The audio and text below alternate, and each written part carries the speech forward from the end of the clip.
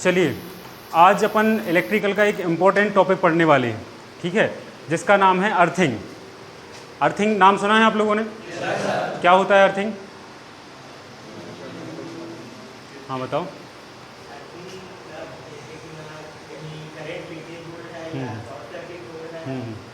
क्या रहता है कि जो अपने इलेक्ट्रिकल इक्विपमेंट रहते हैं, जैसे कूलर हो गया, मोटर हो गया, तो इसमें ये लोग ये चलते रहते हैं, मतलब क्या कर रहे हैं, ये मूव कर रहे हैं, ठीक है। तो इनमें चलने के कारण या किसी और कारण से कभी कभी जो इलेक्ट्रिकल की जो हम सप्लाई दे रहे हैं उसके वायर छिल जाते हैं। मतलब ये जैसे अपना कंडक्टर है, ठीक है, हो गया, ठीक है, तो इसमें से फेस जा रहा है, मान के चलिए ये जो अपना वायर है ये गया है कूलर में, ठीक है, कहाँ गया है? कूलर में। ये तीनों वायर अपने कूलर में गए हैं। अब किसी भी कारण से ये जो वायर है अंदर का फेस का वायर है ये छिल गया है, किसी भी कारण से क्या हो गया है, ये वायर छिल गया है और ये बॉडी से टच होता है, तो क्या रहता है, इसमें से ये करंट लीक करने लगता है। मतलब वायर में तो आ रहा है, वायर के साथ साथ ये बॉडी में भी फैलने लगता है। हम बॉडी को टच करते हैं तो हमें करंट लगने लगता है। जनरली आप लोगों ने देखा होगा कि बरसात के टाइम पे या किसी भी टाइम पे कूलर में करंट आने लगता है, कूलर में, फ्रिज में, तो वो जो कारण होता है वो सिर्फ और सिर्फ लीकेज का कारण होता है। क्या कारण होता है? लीकेज होता है। तो इसके लिए हमें क्या करना पड़ता है? अर्थिंग करनी पड़ती है। क्या करनी पड़ती है? अर्थिंग करनी पड़ती है। तो अर्थिंग का क्या रहता है, जो 5 पिन सॉकेट होता है, कौन सा सॉकेट होता है? 5 पिन सॉकेट होता है। उस 5 पिन सॉकेट में आप लोगों ने देखा होगा 5 पॉइंट रहते हैं। कितने पॉइंट रहते हैं? 5 पॉइंट। 2 ये एक न्यूट्रल के लिए, एक फेस के लिए और एक ये होता है अर्थिंग के लिए। जो ये रहता है ये वाला बड़ा रहता है अर्थिंग का, ठीक है। तो इसका जो कनेक्शन होता है आपने देखा होगा, राइट साइड पे अपन फेस देते हैं, ठीक है, और लेफ्ट साइड पे न्यूट्रल, ठीक है, और ये होता है अपना अर्थिंग के लिए। काय के लिए होता है?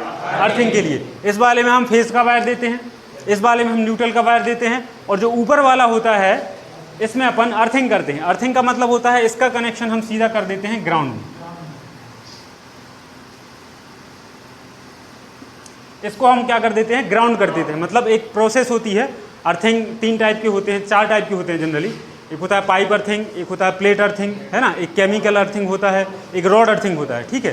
तो किसी ना किसी माध्यम से हम क्या कर देते हैं, इस तीसरे वाले पॉइंट को ग्राउंड कर देते हैं, मतलब ज़मीन में अंदर कर देते हैं। GI पाइप, उसमें GI पाइप लगा रहता है, और ज़मीन में जब हम इसको ग्राउंड करते हैं तो इसमें कोयला और नमक डाला जाता है। कोयला नमक इसलिए डाला जाता है ताकि ज़मीन की जो नमी है वो नमी बनी रहे, ठीक है। तो ये तो हो गया 5 पिन सॉकेट का। अब बात करते हैं इस वाले की। ये वाला जो पॉइंट होता है अर्थिंग का, आप लोगों ने देखा होगा कूलर हो गया, फ्रिज हो गया, जो भी अधिक पावर वाले इक्विपमेंट होते हैं उनमें 3 पिन होते हैं। कितने पिन होते हैं? 3 पिन होते हैं। ऐसे करके देखा होगा आपने, एक ये, एक ये, एक ये, ऐसे करके देखा होगा आपने, है ना।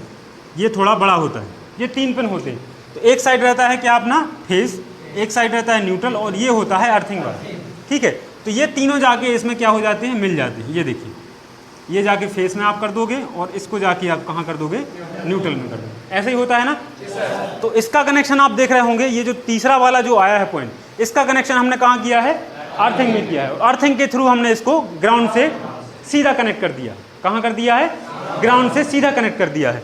और इसमें जो ये कनेक्ट रहेगा, ये रहेगा इसमें यहाँ पे, और यहाँ पे आप देखोगे तो ये तीसरा वाला वायर आया है, ये रहता है इक्विपमेंट की बॉडी से टच रहता है। काय से टच रहता है? बॉडी से टच रहता है। तो जैसे ही लीकेज करंट बॉडी में आएगा, यहाँ से लीकेज करंट जैसे ही बॉडी में आएगा तो यहाँ से ये होते हुए, यहाँ से होते हुए कहाँ चला जाएगा? सीधा 3 पिन प्लग में, और 3 पिन प्लग इसको क्या कर देगा? ग्राउंड कर देगा। तो आप जब उस इक्विपमेंट को छूने जाओगे तो आपको उसमें करंट का कोई भी प्रभाव नहीं होगा।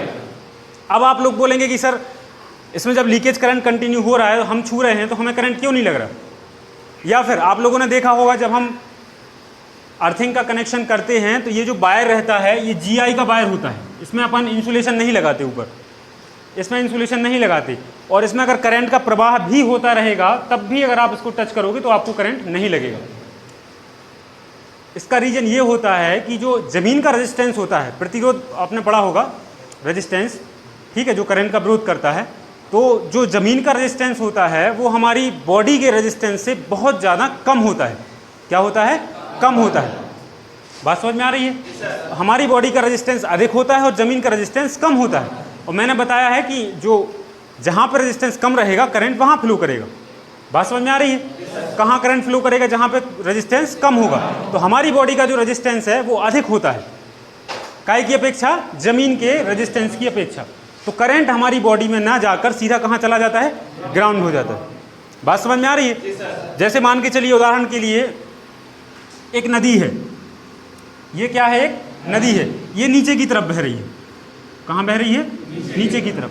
अब अगर इसको काट के आप थोड़ा सा ऊपर तरफ एक और आप वो कर दो, एक खांचा बना दो, इसको काट दो यहाँ से, तो क्या पानी इस तरफ जाएगा? नहीं जाएगा। क्यों नहीं जाएगा? क्योंकि इसको ये वाला रास्ता सरल लग रहा है। कैसा लग रहा है? ये वाला रास्ता उसको इजी लग रहा है, तो वो इस वाले रास्ते पर क्यों जाएगा? ऐसी करंट की दशा होती है। जब हम अर्थिंग करते हैं तो उसको ज़मीन में जाना ज़्यादा सरल लगता है हमारी बॉडी की अपेक्षा। बात समझ में आ रही है? तो वो हमारी बॉडी में ना आके और सीधा कहाँ चला जाता है? ज़मीन में चला जाता है। ठीक है, तो आज मैंने बताया आप लोगों को अर्थिंग के बारे में।